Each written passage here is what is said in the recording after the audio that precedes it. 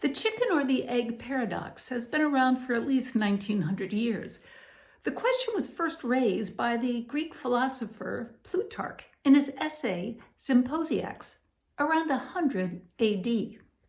Plutarch looked at the age-old question of which came first, the chicken or the egg? Hello, I'm Kathy Bartow, and I'm 3 weeks into healing from my melanoma excision surgery. I'll be posting this journey shortly.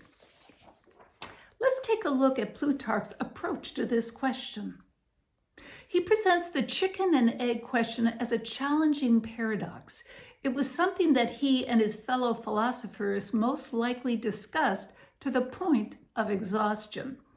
Plutarch acknowledged the logical circularity that chickens are hatched from eggs and that eggs are laid by chickens.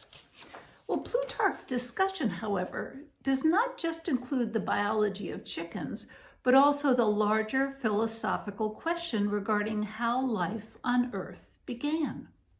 Evolutionary theory, and not Christianity, suggests that the egg must have come first, as it represents a stage in the early development of any species. While Plutarch raises the question, he does not provide a definitive answer, and how could he?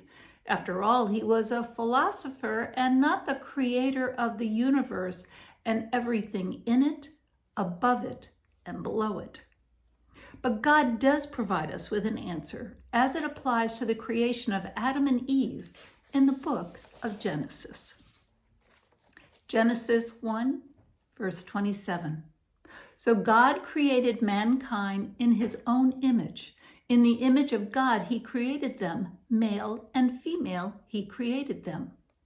God breathed physical, mental, and spiritual life into Adam, who was created from dust.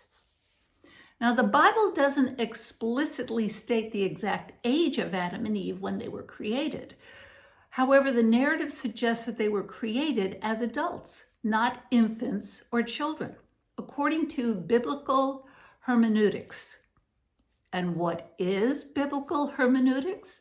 It is a science and art of interpreting the Bible, focusing on the principles and methods used to understand its meaning.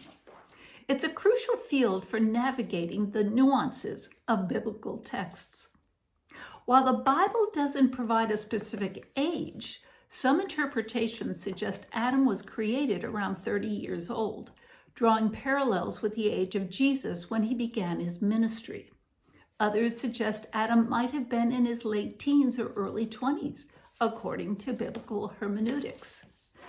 What we do know from the Bible is that Adam and Eve were 130 years old when Eve gave birth to Seth, their youngest son.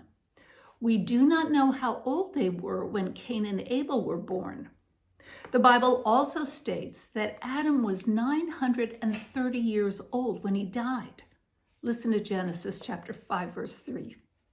When Adam had lived 130 years, he had a son in his own likeness, in his own image, and he named him Seth.